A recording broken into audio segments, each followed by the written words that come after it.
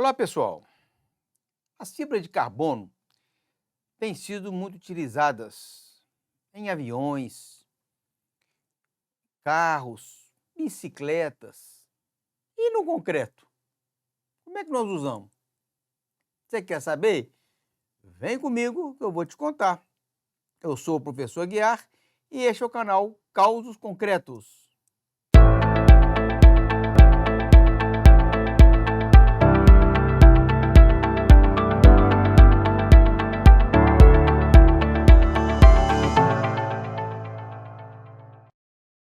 Eu tenho aqui na minha mão fibra de carbono. São polímeros fortes e muito leves, né? Eles são 5 vezes mais resistentes que o aço. E nem por isso tão pesados. São leves e muito mais resistentes, né?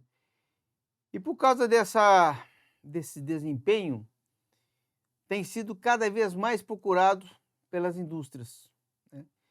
Somente aquelas que procuram aliar alta resistência com baixo peso. Ah, e um detalhe, não entra em corrosão. Não entra em corrosão. São filamentos finos, né? Mais finos que um fio de cabelo. Mais fino que um fio de cabelo. E eles, entrelaçados, formam um tecido de fibra de carbono. Esse tecido é colado na peça que você quer reforçar, tá? E são colados com resina epóxica ou plástico.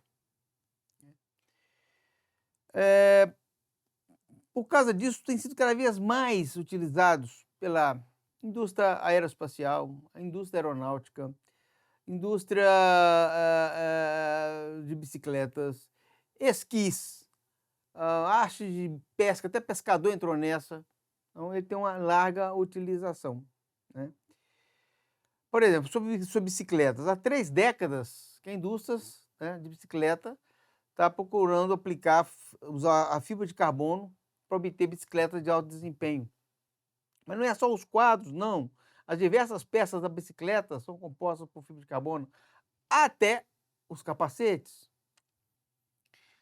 Vamos falar dos aviões. Em aviação, peso é dinheiro. Quanto mais pesado, mais combustível, mais custo, passagens mais caras, menos lucro. Então há uma busca incessante por diminuir o peso dos aviões, né? 1 quilo no avião representa, ao longo da vida útil do avião, $1 milhão, né?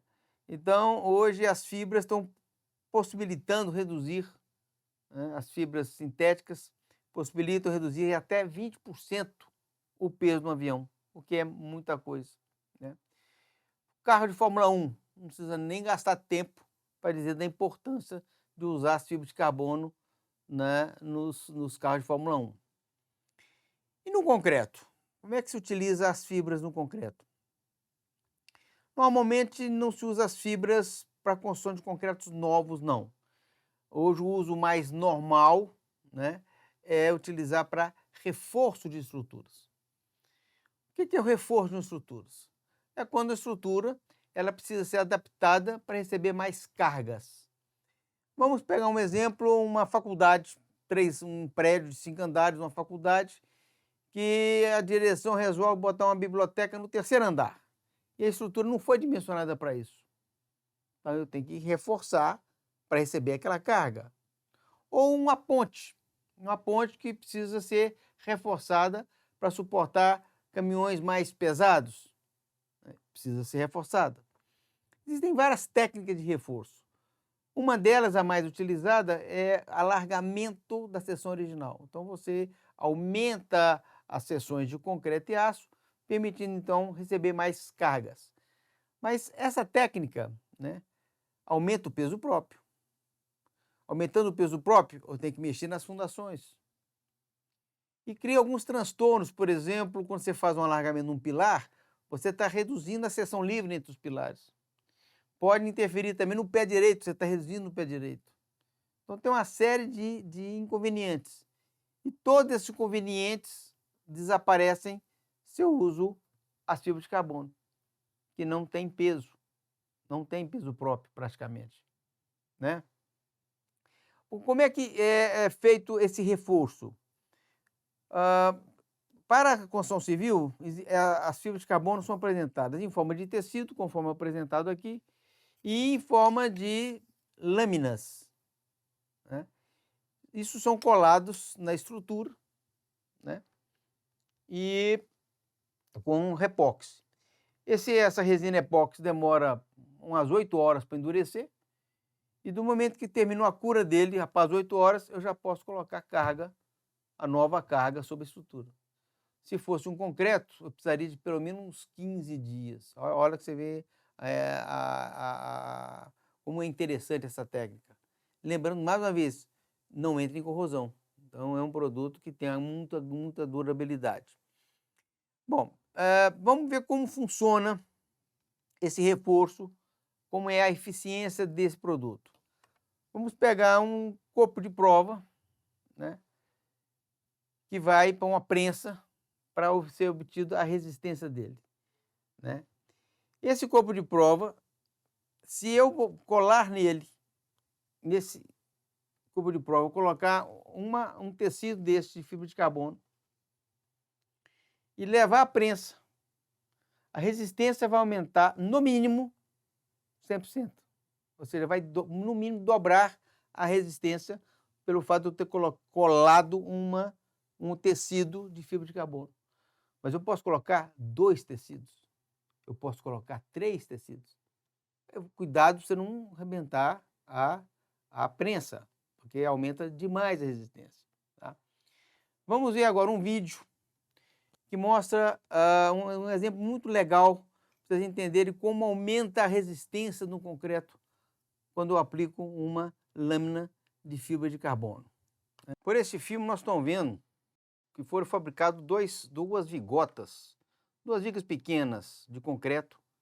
Elas não têm armadura, não são armadas. E em uma delas foi colocado uma lâmina colada embaixo, um laminado de fibra de carbono. O cidadão vai andar sobre essa vigota, ela não tem armadura, né, e ela vai se quebrar naturalmente. Então, agora essa vigota vai ser substituída por uma que tem colada embaixo uma lâmina de fibra de carbono. E esse mesmo funcionário vai andar e você vê que agora ele já resiste a esse funcionário, né? Só que ele vai chamar um colega e que vai chamar mais um colega, já são 3, né? Vamos chamar um 4º colega, vamos chamar agora um 5º colega, um 6º colega, ainda cabe mais um, são 7 ao todo. Olha como é que aumentou a capacidade e eles não satisfeitos ainda vão dar uns pulinhos para poder, olha que técnica, olha que reforço que você está dando na sua estrutura ao colocar somente uma lâmina. Então existem diversas aplicações para a fibra de carbono. Vocês estão vendo agora uma foto de um reforço de um silo que houve um problema estrutural e ele foi reforçado. Então são inúmeras utilidades que você pode trabalhar tanto com lâminas quanto com o tecido em concreto. A primeira obra que foi feita no Brasil foi o viaduto Santa Teresa aqui em Belo Horizonte, né? Inclusive eu já fiz um vídeo sobre o viaduto Santa Teresa, muito bacana.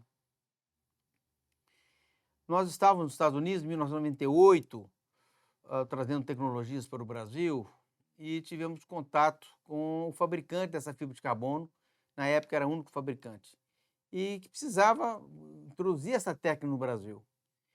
Então nós saímos com essa missão de achar uma obra para aplicar fibra de carbono que fosse um showroom. E viemos com essa missão. E nós sabíamos que o viaduto Santa Teresa ia passar por um processo de reforço para aumentar sua capacidade de carga, né? Fica bem no centro da cidade de Belo Horizonte. E o projeto, na época, que estava para ser executado era de chapas coladas, que é uma outra técnica. Mas as chapas coladas, as chapas ficam evidenciadas, ficam externas, e o patrimônio histórico não queria de jeito nenhum, né? Foi quando nós chegamos, a gente, olha, em vez de usar essa técnica que vocês estão imaginando, estão se preparando, tem uma técnica nova de fibra de carbono. Vocês imaginam, vocês vão recuperar esse viaduto, né?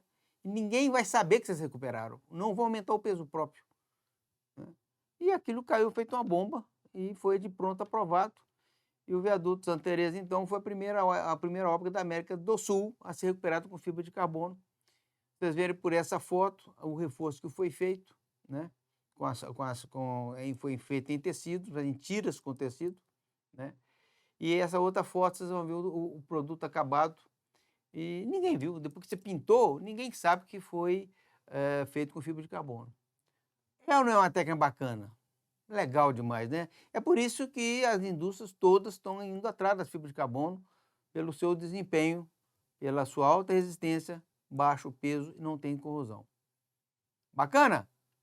Muito obrigado. Até o próximo caos.